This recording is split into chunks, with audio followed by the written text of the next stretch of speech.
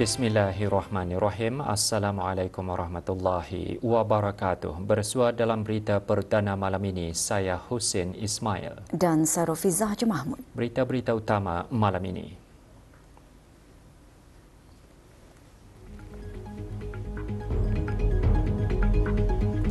Kebawah Duli Yang Maha Mulia Paduka Seri Baginda Sultan dan Yang di-Pertuan Negara Brunei Darussalam berkenan mengurniakan surat-surat watikah pelantikan dan menerima surat-surat tauliah pelantikan daripada ketua-ketua perwakilan yang baharu.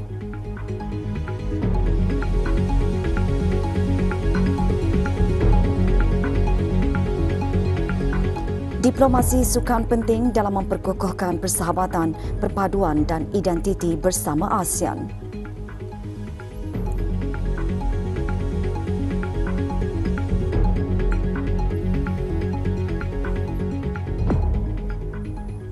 Kebawah Duli Yang Maha Mulia Paduka Seri Baginda Sultan Haji Hassanah Bolkiah Muizzaddin Wad Daulah, Ibni Almarhum Sultan Haji Umar Ali Saifuddin Sa'dul Khairiwaddin, Sultan dan Yang di-Pertuan Negara Brunei Darussalam berkenan mengurniakan surat-surat watikah pelantikan kepada ketua-ketua perwakilan negara Brunei Darussalam yang baru dilantik dan menerima surat-surat tauliah pelantikan daripada ketua-ketua perwakilan ke negara Brunei Darussalam yang baharu.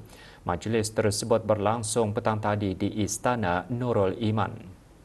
Kebawah Duli Yang Maha Mulia mula-mula berkenan mengurniakan surat-surat watikah pelantikan kepada Tuan Yang Terutama Arnan bin Haji Muhammad Jaafar, Duta Besar Istimewa dan Mutlak ke Amerika Syarikat, Tuan Yang Terutama Wan Hatfi Lutfan bin Haji Abdul Latif, Duta Besar Istimewa dan Mutlak ke Jepun, Tuan Yang Terutama Haji Sulaini bin Haji Said, Duta Besar Istimewa dan Mutlak ke Kuwait, Tuan Yang Terutama Kapten Bersara Haji Muhammad Sarif Budin bin Matsarudin, Duta Besar Istimewa dan Mutlak ke Republik Kesatuan Myanmar, Puan Yang Terutama Ang Lei Ling, Pesuruhjaya Tinggi ke Kanada dan Puan Yang Terutama Siti Arni Fariza binti Haji Muhammad Jaini, Pesuruhjaya Tinggi ke Republik India.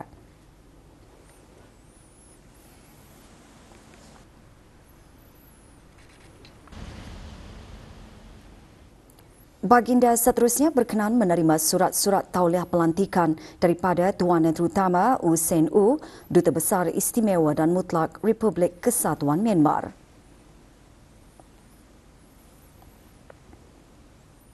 Tuan Yang Terutama Huan Kyo Sang Som Sak, Duta Besar Istimewa dan Mutlak Republik Demokratik Rakyat Lao. Kemudian Tuan Yang Terutama Ramu Abagani, Pesuruhjaya Tinggi Republik India. Seterusnya Tuan Yang Terutama Tamer Mansi, Pesuruhjaya Tinggi Kanada. Dan Tuan Yang Terutama Wade Bonner, Duta Besar Istimewa dan Mutlak Republik Persekutuan Jerman. Kebawah Duli Yang Maha Mulia berkenan menerima menghadap ketua-ketua perwakilan negara Brunei Darussalam yang baru dilantik serta ketua-ketua perwakilan asing yang baharu.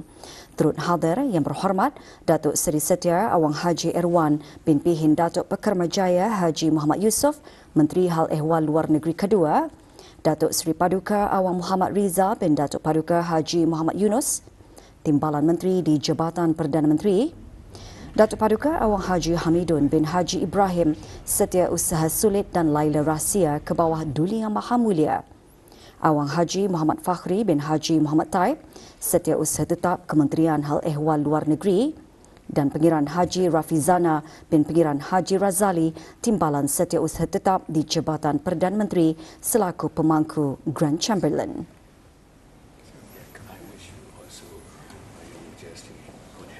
Thank you very much. Congratulations on your appointment. Yes, thank you. คือเรื่องที่ท้องจังหวัดภูมิหาร on the which they assured that during my term. Send man, I got to President and Prime Minister. Sure, good health, Excellency.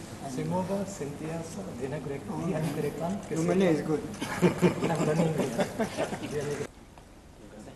Send my We wish you good health and prosperity. congratulations. Germany. I'm very satisfied also. I've been in touch with them. You can see. Thank you.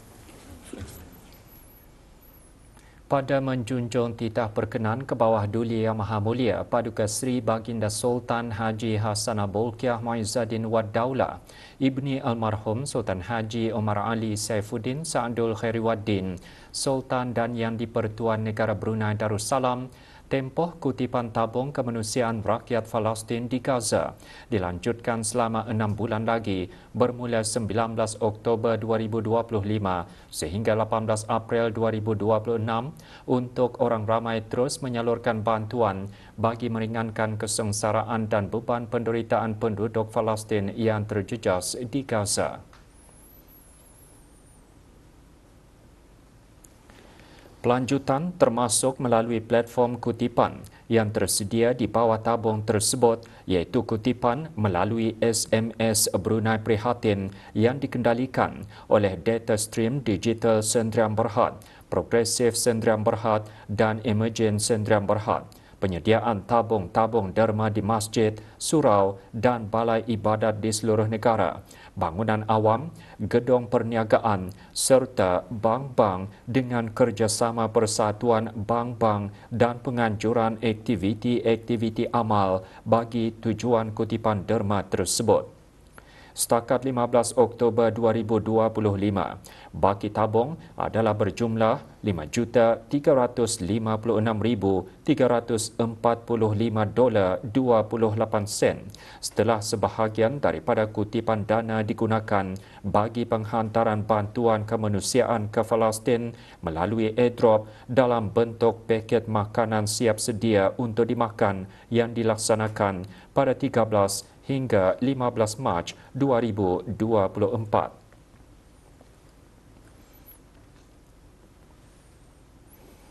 Negara Brunei Darussalam menegaskan semula komitmennya dalam rangka kerja inisiatif Jalur dan Laluan BRI yang menekankan bahawa keselamatan makanan bukan sahaja tanggungjawab negara akan tetapi juga komitmen global. Di samping itu, kerjasama antarabangsa adalah penting bagi memastikan perdagangan makanan dan pertanian yang selamat, lancar dan dipercayai. Menteri Sumber-Sumber Utama dan Pelancongan menggariskan perkara itu semasa persidangan kerjasama keselamatan import dan ekspor makanan inisiatif Jalur dan Laluan 2025 yang berlangsung di Shanghai, Republik Rakyat China pada 15 hingga 16 Oktober. Yang berhormat Datuk Seri Setia Dr. Awang Haji Abdul Manaf bin Haji Metusin turut menambah mengenai usaha negara Brunei Darussalam dalam memperkukuhkan keselamatan makanan dan perdagangan melalui Otoriti Makanan Brunei Darussalam dan pelaksanaan amalan pertanian, akuakultur dan penternakan haiwan yang baik. Yang berhormat lagi juga mengongsikan peranan aktif negara dalam ASEAN dan inisiatif BRI yang secara kolektif memperkukuh objektif dalam memastikan keselamatan makanan dan dipercayai merentasi sempadan. Di samping menghadiri persidangan tersebut, Yang Berhormat juga mengadakan pertemuan bersama Puan Yang Terutama Sun Mei Jun, Menteri dan Ahli Jawatan Kuasa CPC Pentadbiran Am Republik Rakyat China. Kedua-dua pihak mengulangi komitmen dalam mengukuhkan kerjasama dua hala, terutama dalam memudah cara akses pasaran dan perdagangan dalam pertanian, perikanan dan produk agri makanan. Juga menyertai delegasi negara, Tuan Yang Terutama Pihin Orang Kaya Seri Pahlawan, Kenal Bersara Datuk Paduka Haji Abdul Rahmani bin Datuk Paduka Haji Basir, Duta Besar Istimewa dan Mutlak Negara Brunei Darussalam ke Republik Rakyat China.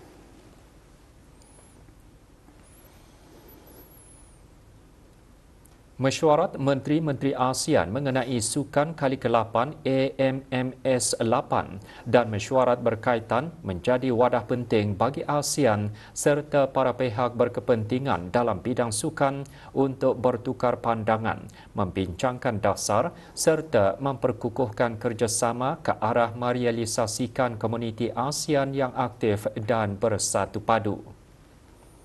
Mesyuarat di Hanoi, Vietnam turut dihadiri oleh para menteri ASEAN bertanggungjawab dalam hal ehwal sukan serta wakil bersama-sama dengan Timbalan Setiausaha Agung ASEAN bagi Komuniti Sosio Budaya ASCC. Timur Leste juga hadir sebagai pemerhati. Dalam menggariskan wawasan Brunei Darussalam bagi rancangan kerja sukan ASEAN 2026-2030, Menteri Kebudayaan Belia dan Sukan menyatakan sokongan negara Brunei Darussalam terhadap 7 bidang keutamaan yang dicadangkan serta menekankan kesesuaiannya dengan wawasan Komuniti ASEAN 2045 dan Matlamat Pembangunan Mampan SDG Pertubuhan Bangsa-Bangsa Bersatu. Yang Berhormat Datuk Seri Setia Awang Haji Nazmi Muhammad juga menekankan kepentingan diplomasi sukan dalam memperkukuhkan persahabatan, perpaduan dan identiti bersama ASEAN. Yang Berhormat turut menyeru agar penekanan yang sama diberikan terhadap aspek perlindungan dan integriti dalam dasar sukan bagi memastikan penyertaan dalam sukan kekal selamat, inklusif dan beretika khususnya golongan belia, wanita dan orang kelainan upaya OKU. Sementara itu, mesyuarat Menteri-Menteri ASEAN campur Jepun mengenai sukan kali kelima mengulangi komitmen untuk memperkukuhkan kerjasama dalam pertukaran sukan, latihan dan penglibatan belia.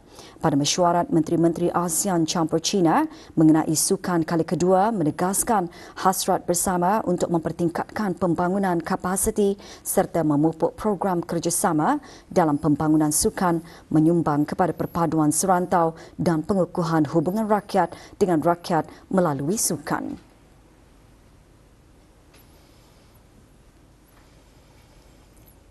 Sedekah 360 darjah mengubah individu, membina masyarakat dikongsikan dalam forum ke daerah-daerah sempena Majlis Ilmu di daerah Tutong. Forum sempena sambutan perayaan Hari Keputeraan ke bawah Duli Yang Maha Mulia ke-79 diadakan pagi tadi di Kompleks Dewan Kemasyarakatan Tutong. Hadir Datuk Seri Paduka Awang Haji Sufian bin Haji Sabtu, pemangku menteri di Jabatan Perdana Menteri. Forum menekankan sifat prihatin, empati dan peduli kepada masyarakat melalui sedekah.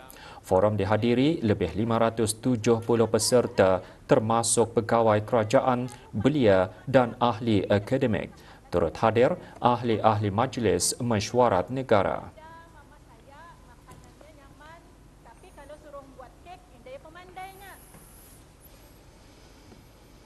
RKN 12 terus diberigakan melalui program Jelajah Daerah. Ikuti bahan beritanya selepas ini bersama dengan bahan berita lainnya.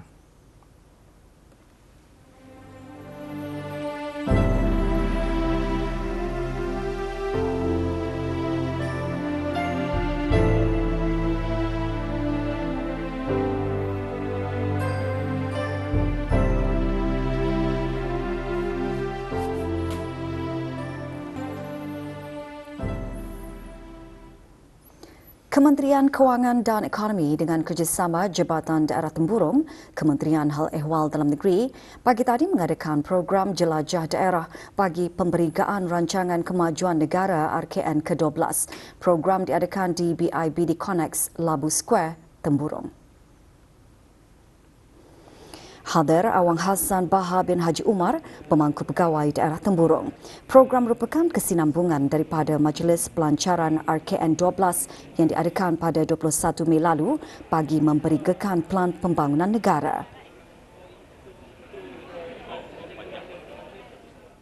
Inisiatif berterusan Kementerian Kewangan dan Ekonomi bagi memberikan perancangan RKN 12 yang menjadi landasan utama untuk menyediakan pembangunan asas ke arah menjayakan wawasan Brunei 2035. Bahagian Sumber Manusia, Perancangan dan Penyelidikan Pusat Dakwah Islamiah mengadakan Majlis Khatam Al-Quran bagi pegawai dan kaki tangan Pusat Dakwah Islamiah. Pengisian majlis, bacaan Khatam Al-Quran, takhtim dan tahlil diikuti dengan doa Khatam Al-Quran. Majlis sempena Jubli Delima Pusat Dakwah Islamiah diadakan pagi tadi di pusat berkenaan Kampung Pulai.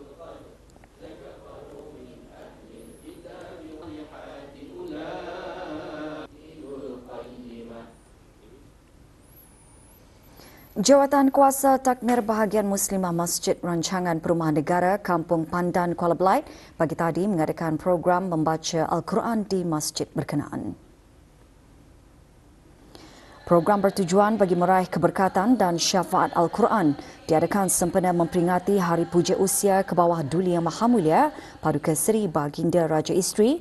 Program turut diisi dengan bacaan khatam, marhaban dan penyampaian sijil.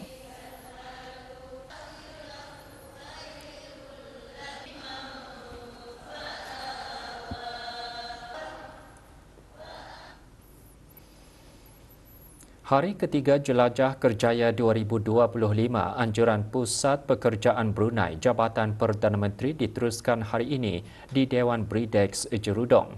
Antara yang diadakan ialah sesi perbincangan bertajuk Hobi Anda, Masa Depan Anda, Membina Kerjaya Melangkaui Laluan Konvensional.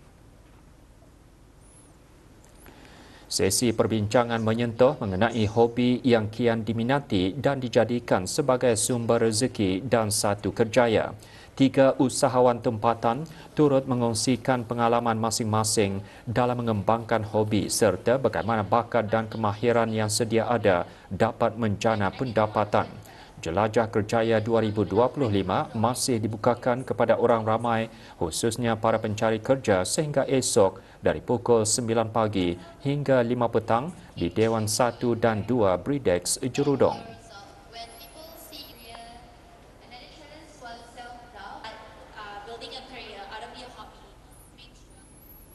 Jelajah Kerjaya 2025 diteruskan hari ini dengan beberapa aktiviti.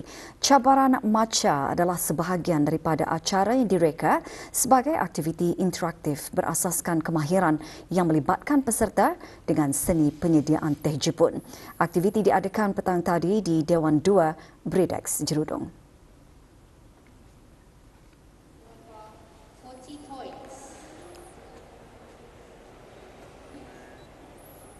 Cabaran dibukakan kepada mereka yang tidak mempunyai pengalaman. Ia bertujuan mendidik, memberi inspirasi dan menyediakan peluang secara langsung kepada peserta dengan amalan budaya maca dan mempamerkan kreativiti melalui minuman gaya kafe moden.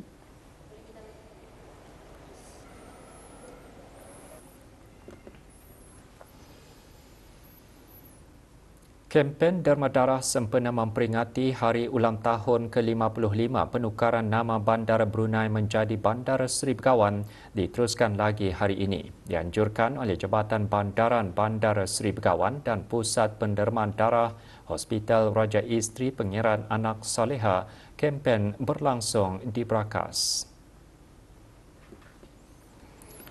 81 pain darah berjaya dikumpul. Kempen Derma Darah merupakan kesinambungan daripada kempen yang diadakan pada 13 Oktober lalu sebagai salah satu inisiatif berterusan Jabatan Bandaran Bandar Seri Begawan dalam meningkatkan kesedaran awam tentang pentingnya menderma darah serta memastikan bekalan darah sentiasa mencukupi.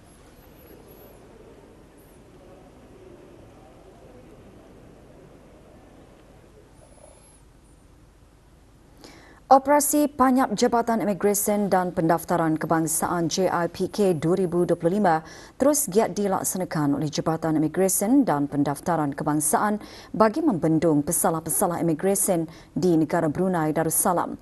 Baru-baru ini, satu operasi dilaksanakan menyasarkan sebuah gerai jualan di Mukim Gadong B.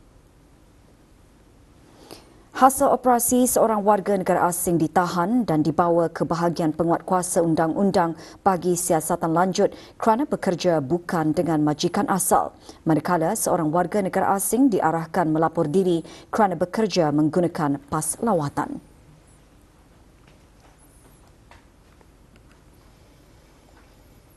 Jabatan Buruh Kementerian Hal Ehwal Dalam Negeri akan melaksanakan banci tahunan majikan dan pekerja, gaji, pendapatan dan jam bekerja bagi tahun 2025 selama sebulan bermula 31 Oktober hingga 30 November.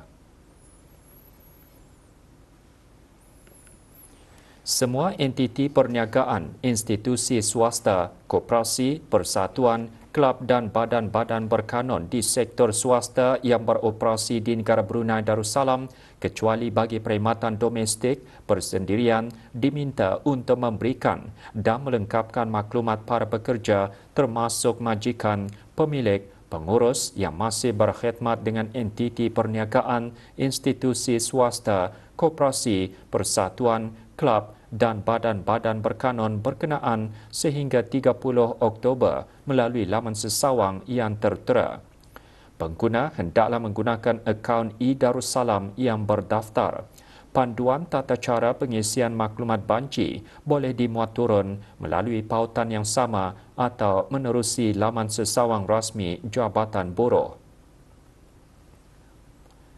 Pihak majikan, pemilik, pengurus adalah disaran untuk melengkapkan sendiri maklumat banci bagi entiti perniagaan, institusi swasta, koperasi, persatuan, kelab dan badan-badan berkanun masing-masing bagi mengelak risiko penyalahgunaan maklumat sulit banci oleh pihak ketiga. Resit penyata yang telah dikeluarkan bagi banci tahunan majikan dan pekerja 2024 akan mansuh dan tidak lagi sah selepas 30 Oktober 2025. Di bawah peruntukan Akta Maklumat Pekerjaan 1974, Penggal 99 di bawah Seksyen 3-1, semua majikan dikehendaki melengkapi borang banci tahunan majikan dan pekerja, kadar gaji pendapatan dan jam bekerja. Menurut Seksyen 8-1 dalam akta tersebut, mana-mana majikan yang sengaja menolak atau mengabaikan untuk memberikan butir-butir atau maklumat yang diperlukan pada masa yang dibenarkan atau dengan sengaja memberikan butir-butir atau maklumat palsu atau enggan menjawab atau dengan sengaja memberikan jawapan palsu dalam soalan yang perlu untuk mendapatkan apa-apa maklumat atau butir-butir yang dikehendaki adalah melakukan satu kesalahan dan boleh didenda $2,500 Brunei dan penjara 6 bulan dan jika berterusan denda $50 Brunei sehari akan dikenakan. Sokongan dan kerjasama semua entiti perniagaan, institusi swasta, koperasi, persatuan, kelab dan badan-badan berkanun di sektor swasta adalah sangat diharapkan.